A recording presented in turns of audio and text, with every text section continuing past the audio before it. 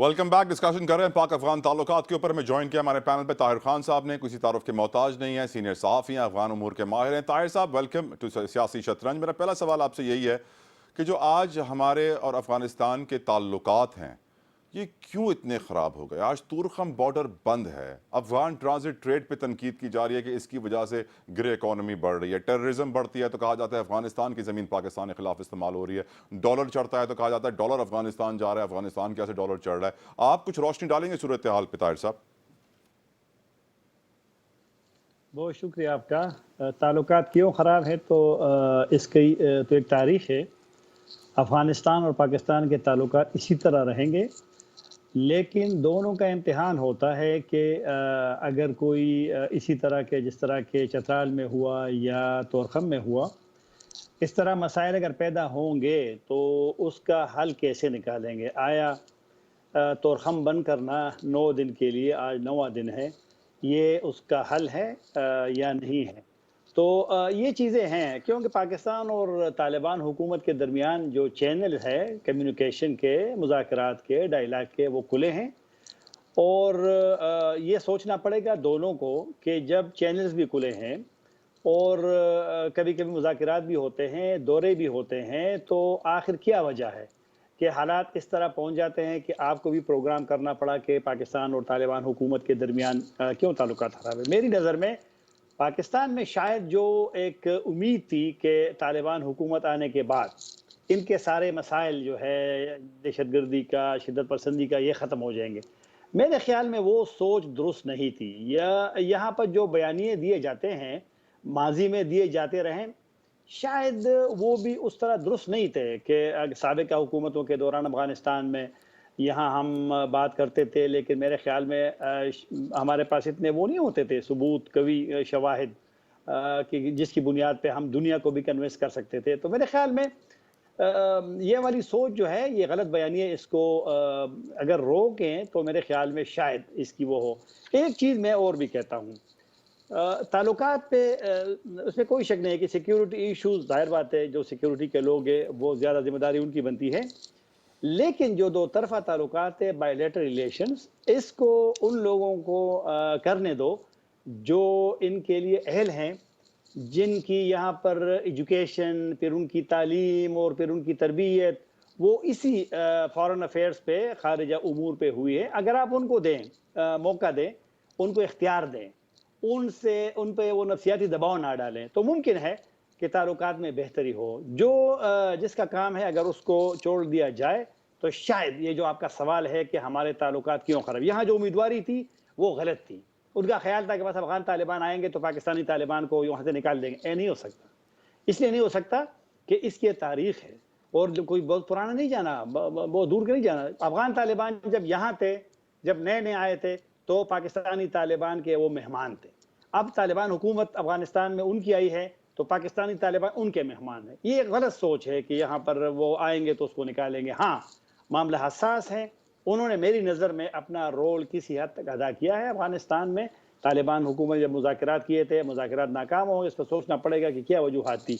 तो अब यह है कि दूसरों से तवक्को की, आपने बड़ा अच्छा वो किया था दरमियान में कि हमें अपने गिरबान में वक्त जाने से पहले कि अपने गिरबान में देखना चाहिए कि जो हो रहा है इसमें हमारा कितना रोल है, ख्वाह स्मगलिंग हो, दीगर चीज़ें हो। बड़ा अच्छा आपने सवाल किया था और वाकई हमें सोचना पड़ेगा कि राइट, हाल है, हमारी गलतफहमी क्यों पैदा हुई थी, हमारा कितना रोल है उसमें। Correct sir. ऑफ कोर्स ताली एक हाथ से नहीं बजती, दो हाथों से बजती। जमील साहब, आपसे ब्रीफली जानना चाहूंगा इस सवाल का जवाब कि हम जानते हैं कि फॉरेन पॉलिसी में डिप्लोमेसी कितनी इंपॉर्टेंट होती है। अब बिलावल भुट्टो जरदारी साहब जब फॉरेन मिनिस्टर थे तो उन्होंने अफगानिस्तान का दौरा नहीं किया, हिना रब्बानी खर साहिबा को भेज दिया। एक ऐसी हुकूमत, तालिबान की हुकूमत, जो आप जानते हैं लड़कियों को स्कूल नहीं जाने दे रही, हमेशा वो चाहती है कि औरतों को पर्दे में रखा जाए। हमने हिना रब्बानी खर साहिबा को भेज दिया। With all due respect, do you think that was the right step sir? क्या हम अपनी डिप्लोमेसी, अपनी फॉरेन पॉलिसी सही कर रहे हैं, कीपिंग इन माइंड कि आज के तमाम बड़े बड़े लीडिंग अखबारों के फ्रंट पेज पे तस्वीर है जिसमें आप देख सकते हैं कि चाइनीज एम्बेसडर बैठे हुए हैं अफगानी वजीर आजम के साथ। यानी चाइना भी डिप्लोमेसी कर रहा है, इंडिया भी डिप्लोमेसी कर रहा है, रशिया भी डिप्लोमेसी कर रहा है और पड़ोसी पाकिस्तान सो रहा है। सर, आप अंदाजा करें कि चाइना का एम्बेसडर 2019 में वापस चला गया था जी। और उसके बाद इतने अरसे के बाद उन्होंने, और हमने अभी तक शार्डी अफेयर उधर रखा हुआ है, उसका हमने लेवल इसलिए नहीं रखा है एम्बेसडर का ताकि दुनिया हम पर प्रेशर न करे। और सिक्योरिटी काउंसिल की जो रेजोल्यूशन पास हुई थी अगस्त 25 को 2021 में, उसकी हम लॉयल एंड रखेंगे, हम रहें। और उसके बाद जो हमने सितंबर में सिक्योरिटी काउंसिल की रेजोल्यूशन पास हुई थी जिसमें दोहा एग्रीमेंट का रिफ्लेक्शन था कि दोहा एग्रीमेंट में जो जो वायदे किए गए हैं अमेरिका की तरफ से अफगानिस्तान को, अफगान तालिबान को, और अफगान तालिबान की तरफ से यूनाइटेड स्टेट्स को, दोनों की तरफ से पासदारी की जाए। अफगानिस्तान तालिबान ने पार्शली किया, ज्यादातर नहीं कर सके, खास तौर पर उस हवाले से कि empowerment of the women and children, और उसके अलावा जो अपनी सरजमीन के हवाले से। लेकिन अमेरिका ने भी तो कुछ नहीं किया। उन्होंने कहा था कि जी हम आपकी सैंक्शन हटाएंगे और साथ में आपको डीलिस्ट करेंगे जो सैंक्शन लिस्ट है, और साथ में कहा था कि डिप्लोमेटिक एंगेजमेंट सिक्योरिटी काउंसिल से करके आपको हम सारी यूएन सैंक्शन भी खत्म करवा देंगे। उसमें कोई चीज नहीं हुई। लेकिन तालिबान पर हम हमेशा नुक्ताचीनी करते आए हैं और कर रहे हैं कि जी उन्होंने किसी चीज की पासदारी नहीं की।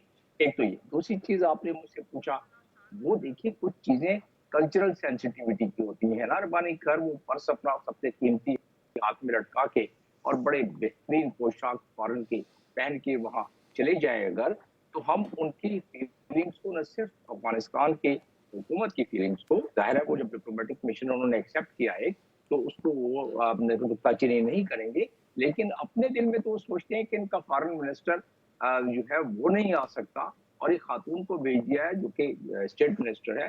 तो एक तो ये है कि हमारी हैसियत कम समझते हैं कि जो सरबराह है राइट सर। फॉरेन मिनिस्ट्री का उसको नहीं भेजा, और दूसरा ये है कि एक खातून को भेज दिया जो कि कल्चरल सेंसिटिविटी के लिहाज से आता है।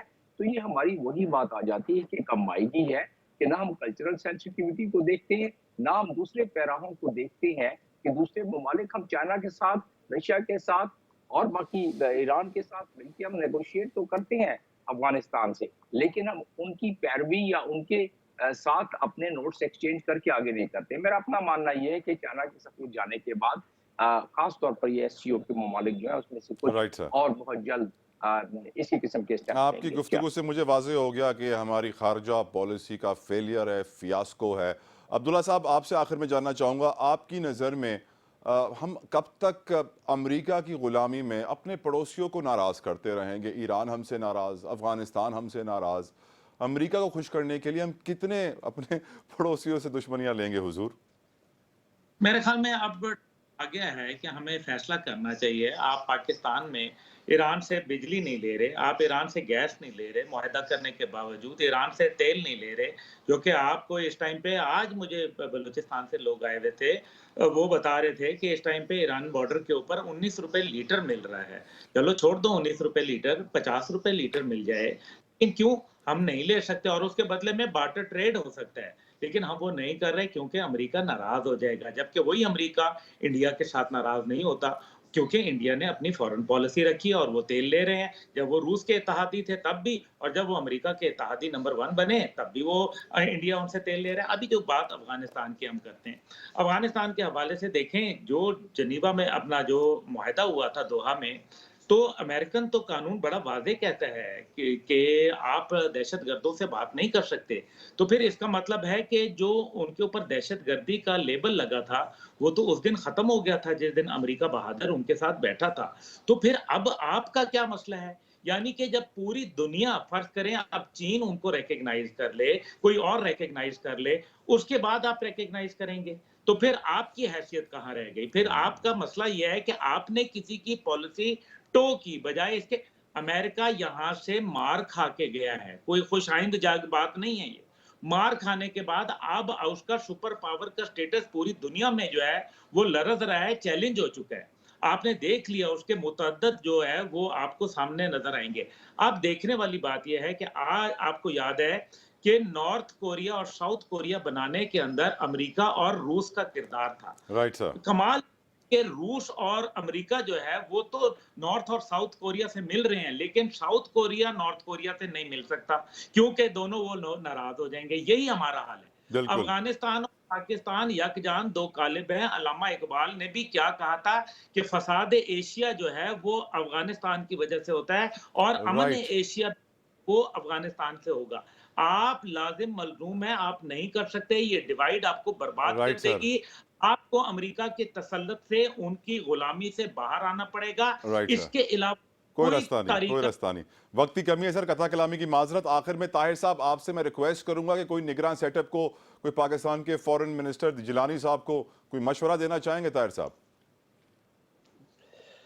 निगरान को मैं मशवरा नहीं दूंगा, जो उनको लाए हैं वही मशवरा देंगे। निगरान को यही है कि एक तो बयानात में वज़ीर आज़म साहब आजकल बड़े इंटरव्यू दे रहे हैं, अच्छी बात है, इंटरव्यू देने चाहिए, लेकिन खारिजा उमूर से अफ़गानिस्तान से मुतालिक बयानात में इसलिए यानी कि एहतियात ज़रूरी है कि बयानात बड़ी बदएतमादी पैदा करती है, और ये जो हो रहा है इसमें बयानात का भी एक वो है।